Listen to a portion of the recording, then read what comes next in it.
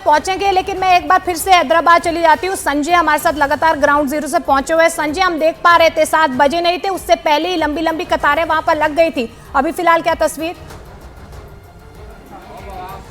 देखिए, वोटर्स आना शुरू हो गए और ये एक वोटर है अभी जो यहाँ पर इसके अंदर आए और वो अंदर से लौट कर क्या हुआ सब वो वोट कर बोले पहले तो कोई चीज अलाउ नहीं है बोलकर बोले ठीक है अलाउ नहीं है फोन वगैरह, मगर वो कुछ भी आईडी कार्ड लेकर आओ बोलकर बोल रहे अभी, तो अब आईडी कार्ड के लिए फिर घर को जाना पड़ेगा। तो पहले वोटर्स जो यहाँ पर आए वो इसके अंदर बूथ के अंदर घुसे, लेकिन उनको थोड़ा सा निराशा हाथ लगी क्योंकि वो आईडी कार्ड लेके नहीं आए थे। जाहिर तौर पर चुनाव आयोग ने कहा है कि आईडी कार्ड कुछ ना कुछ लेके आना है, आपका वो ड्राइविंग लाइसेंस, उसके अलावा पैन कार्ड या फिर आधार कार्ड या कोई भी ऐसी चीज जिससे ये प्रूव चुनाव आयोग की तरफ से, ताकि जो वोटर्स हैं तमाम तैयारियों के साथ आए। जसप्रीत, मैं आपका रुख करना चाहूंगी, वहां पर इस तरीके की कोई कंफ्यूजन तो नहीं है? क्योंकि हैदराबाद में हम देख पा रहे हैं कुछ वोटर्स अपने आईडी कार्ड लेकर नहीं आए हैं। वहां पर तैयारियां फिलहाल आपको सक्षम नजर आ रही हैं? बिल्कुल मोनिका, तैयारियां यहाँ पर पूरी है। जो वोटर हैं वो तो खुश नजर आ रहे हैं। हालांकि इक्का दुक्का वोटर हैं, जैसे कि अरुण जिक्र कर रहे थे, जो भीड़ हमने छत्तीसगढ़ में देखी थी, जो भीड़ हमने राजस्थान में देखी थी, वैसी भीड़ नहीं है। यहाँ पर देरी से सुबह होती है। आपने वोट दे दिया, कोई परेशानी तो नहीं हुई? क्या ही दिखा दीजिए अपनी। तो ये देखिए, जागरूक वोटर हैं। क्या दिमाग में चल रहा था? मेरे दिमाग में कुछ नहीं चल रहा मैडम, मैं तो वोट डाला और मेरा बोलने का मकसद क्या है वो तो तेलंगाना स्टेट में कौमी सरकार बने, हाँ। उससे मतलब नहीं है मेरे को। ठीक है, मगर तेलंगाना स्टेट में सरकार बनेंगी पहले सुबह पहले वाइन शॉप पूरे बंद होना चाहिए, वाइन शॉप बंद होने पूरे बंद होना चाहिए। ठीक है, वो इससे बंद होंगे तो कहीं घर सुधर जाएंगे, कहीं गरीब बच्चे पेट भर के खाना खाएंगे हैं। उसमें गरीब लोग क्या है वो तो मजदूर आदमी कमाता 1500 रुपये महीने को, 500-600 की शराब पी लेता, 800 की शराब पी लेता, लिया था घर में 300 रुपये। बिल्कुल, बिल्कुल कई ऐसे मुद्दे हैं जिनको ज़हन में रखकर मतदाता आ रहा है। अरुण, मैं आपका रुख करना चाहूंगी। कई मायनों में अगर हम बात करें, तेलंगाना विधानसभा चुनाव अपने आप में खास हैं, खास तौर पर जिस तरीके से बीजेपी ने इस मुकाबले को अब त्रिकोणीय बना दिया है।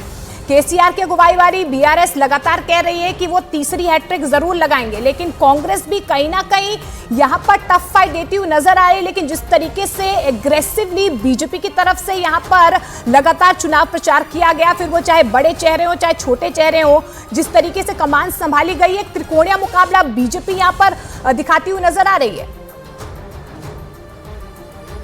देखिए, निश्चित रूप से भारतीय जनता पार्टी ने योगी आदित्यनाथ, अमित शाह, बड़े नेताओं की रैलियां कराई, प्रधानमंत्री की भी रैली कराई, तो त्रिकोणीय मुकाबला बनाने की कोशिश है। सबसे बड़ी चुनौती केसीआर के सामने है, क्योंकि जब से राज्य बना, अस्तित्व में आया, तब से मुख्यमंत्री वही हैं, तब से टीआरएस और अब बीआरएस ही जीत रही है। तो अब उनके सामने चुनौती है कि क्या अपना किला तीसरी बार वो बचा पाएंगे।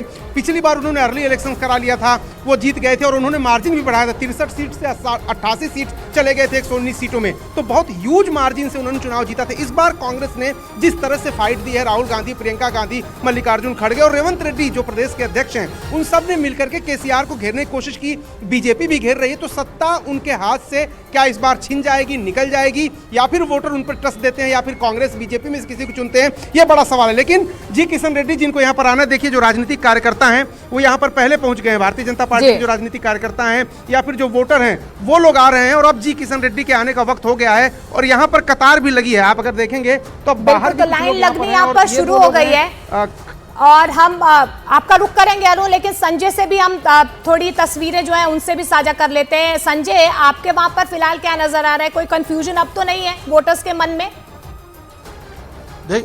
देखिए, कंफ्यूजन तो थोड़ा बहुत जो है बना हुआ है, वो उनको यहाँ पे दरवाजे पर समझाया जा रहा है। और सबसे खास बात मैं आपको बताऊं कि महिला वोटर भी घर से बाहर निकलना शुरू हो गई हैं वोट डालने के लिए। ये सबसे महत्वपूर्ण है। यहाँ इस पोलिंग बूथ पे ये तस्वीर देखिए, और कुछ महिला वोटर आई हुई है, आप वोट डालने के लिए आई हुई है। क्या कुछ प्रॉब्लम आ रही है क्या? वो वोटर आईडी मांग रहे और आधार कार्ड मांग रहे। कल हम लोग आके पूछे तो कुछ लाने की जरूरत नहीं है बोले, मगर अब आने के बाद अंदर जाने नहीं दे रहे। नहीं, बट आपकी आइडेंटिटी वो पहचानना चाहते, फोन में है, फोन में है। अच्छा, फोन की आइडेंटिटी को नहीं मान रहे, वो फिजिकल। ये यहाँ पर मतदान केंद्रों पे कुछ लोगों को परेशानी हो रही है, जो सॉफ्ट कॉपी है उसको नहीं मान रहे हैं। उनका कहना है कि आधार कार्ड या कुछ भी ऐसी आइडेंटिटी जो प्रूव कर सके वो लेके आना है, तो इसी वजह से थोड़ा सा जो है लगातार हम न्यूज 18 इंडिया पर दिखाते रहेंगे, क्योंकि वोटिंग शुरू हो गई है। 119 सीटों पर तेलंगाना विधानसभा चुनाव के लिए वोटिंग शुरू हो गई। शाम 6 बजे तक वोटिंग की जाएगी। देखिए, अपने आप में कई मायनों में तेलंगाना विधानसभा चुनाव इस बार अहम है, क्योंकि लोकसभा चुनाव 2024 की तस्वीर भी कहीं ना कहीं साफ करेगा कि दक्षिण के राज्य तेलंगाना में बीजेपी, कांग्रेस और बीआरएस कहां पर खड़ी।